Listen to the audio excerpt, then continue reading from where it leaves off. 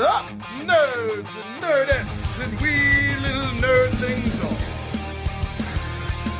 It's your buddy Big John and G, the Two Gun Fix-It presents Legendary Gaming.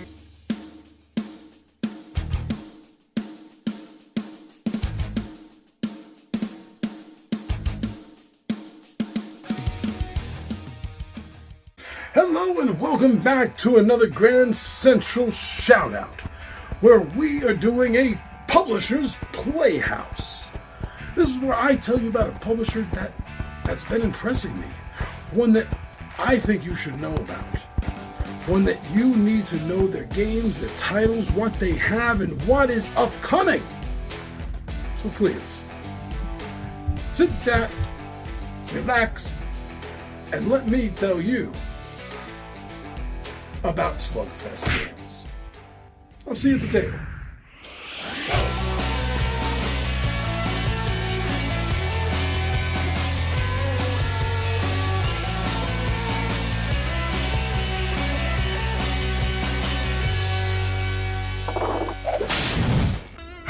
Thank you for joining me, everyone. Thank you indeed. So for this shout out, this Grand Central shout out of a series I'm doing, I'd like to draw attention to another publisher. This one is a favorite publisher of mine because of the material that they put out. They are very focused. Some companies dabble in tons and tons of different things. Some of them are hits, some of them are misses, but some companies are like a laser beam. And that's why I want to talk to you about Slugfest games.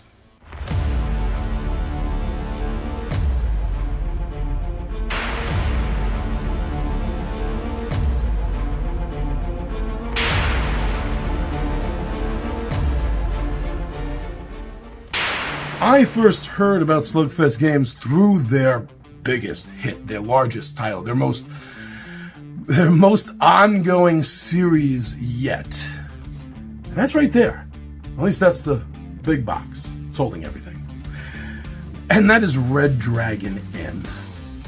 Now, I had just come off the heels of discovering for myself how much fun a take that style game can be. And I was beginning to feel a little tired with the big Munchkin game. Although I love it, I was beginning to feel just a little. There was something that felt the same too much. Don't get me wrong, I still enjoy it. But then I discovered the first Red Dragon Inn. I think by the time I discovered it, the second one had just come out. They're up to 8 now, I think, with tons and tons of expansion allies. Okay, what I'm talking about is each of the big box games, they all stand alone, they can all be mixed in together, and they should be mixed together. But each of the big boxes, with the exception of 5, that's different, I'll talk about that separately, comes with 4 heroes. You and the other players are heroes, you're adventurers, but you're not going into the dungeon. No! You just came from there, you just finished, you just defeated the big bad meanie. Now you got a bunch of treasure, you're all hyped up on adrenaline, so you do what adventurers do. You go back to town, you go to the tavern, have a drink, have an eat, relax, and have a little fun. And that's where this game starts. You and the other players are engaged in contests of drinking, contests of gambling. You each have an endurance, a health, but you also, besides your stamina, you also have an inebriation bar. And whenever the two of them meet, that's it. You're out cold. And once you're out cold, you're out of the game, and your treasure is divided between the house, the tavern, and your fellow adventurers. And there are multiple ways to do this during the game through, as I said, gambling, drinking contests, and every round ends in a drink. Or some cards just flat out damage.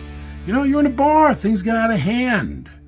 The characters they have for this game are an amazing mix of characters, covering everything from classic fantasy tropes like dwarves and elves and gnomes, humans, but also reaching into whatever they thought would be interesting, or would work for a certain idea that they had, like a kobold, a half-orc, troll, a pixie with her pet wolf. They don't really care. As long as the character seems like it's going to have fun and it's somewhat in a fantasy setting, they're going to probably make it. And I have not had a chance to play all the characters. There are so many characters. I've played a bunch, and I've liked them all, some more than others. And it's the same thing with the 20-sided warriors. No matter who they end up playing on game day, they end up having tons of fun with these characters. Characters bring in different mechanics in most cases, especially with the later games. I think starting from 3 or 4 on, they really started bringing on different aspects, adding in new rule things, like having their own potions or having pets. That will affect the course of the game. And so every character feels the same to one degree, because you have mostly the same cards or card types than everyone else, but then each character has this tweak. You know, like I said, like a pet wolf that has attitude changes from turn to turn. The wizard Zot has a pet rabbit that has attitude. You know, so all these things, they're adding to the game while giving you the same. And that's what it does beautifully, is balance that sense of the same, yet new and different. I said I'd mention the fifth one differently, because the fifth one they came out with was a big, massive box, a treasure trove they called it. And the concept was that you could have one place to store all your cards, which is beautiful. I love it. I love having it on the shelf. I love owning it. I love the fact that it does exactly what it's supposed to do. Mine is fairly full. I have the box sets up to 6. Up to 6, which is the villains. You finally get to incorporate villains into the game. But they also have tons of allies, single packs, and now they're doing double packs with one hero, one villain in it. And with these have just exploded. The 50th character, not just expansion pack, the 50th character, Evil Pookie, just dropped. It was highly successful on Kickstarter, and I got a chance, me and the 20-sided warriors, to play a review copy of it, and we just loved the hell out of it. In fact, just for transparency, that is the only thing that there was a couple. There was a wrench. There was like 3 expansion packs, ally packs, that we got to review. But everything else we've gone out and we find this game worthy enough to spend our money on. So there's a couple of paid in the sense that we get a free copy. No, I didn't get any money. So in that sense, paid reviews from them. But most of them, almost every single review for them that we've done is really just because we wanted to. Because we love the game so much. When we bought it, we found it worthy of our time, our money. And it's great. They are taking this and they are exploding with it. They've done a couple of things on the side as well, only one of which I own and I know and I can speak of personally, and that's their delve into the Old West with again, remember I said I like the fact that this company is like a laser, you know, they want to concentrate on this, take that fantasy game of Red Dragon in, and boom, like a laser, they're on it. This is a laser, but not because of how expansive it is, because of what they wanted to take a look at under the microscope concerning the Old West. And that's their game High Noon Saloon. It is specifically just about a gunfight in a saloon. There's a lot of aspects of the Old West. I have a bunch of Old West board games. Me, T-Bone, and my other childhood friends cut our teeth practically on Boot Hill from TSR. But this is one of the few times where it is just down to the gunfight itself and nothing else. And they do a great job bringing that experience to you through that title. Now, I know of 2 other games they have, but I don't know anything about them. I'll just tell you their titles. Maybe it's something you might want to look into yourself. They have a title called Tiki Mountain, which when I looked at it, it kind of reminded me of a 2D board version of Volcano Island a little bit. The way you're trying to go around and score things and survive. It looks fun, it looks interesting, and I know that all of the Red Dragon Inn titles I love. Oh, you know what? Hold on. I know I forgot something. If you know this, so you know I forgot something. So I'm not looking at my list as much as just Okay, let me finish these two and I'll go back. Trust me. So Tiki Mountain, it looks fun, but I don't know anything about it other than it looks like a 2D version, sort of a Volcano Island. But then they have another title called Fishing for Terrorists, which is a sort of FBI-ish take on the classic card game Go Fish. Interesting. I guess that makes it a set matching collection style game. But now I did want to go back, so I kind of jumped the gun a little. There are two other games they have that I really got to point out. They take place in the Red Dragon Inn universe. One of them, a great direct tie-in to Red Dragon Inn. You could incorporate it literally into the game, or you can play it as a separate game, and that's called Gambling. I'm in. And that's the card in this game that you use to initiate a round of gambling, which is handled through the cards in your hand, your normal playing cards. Now, Gambling, I'm in. That gives you specific card games that you can actually play with its own deck of cards.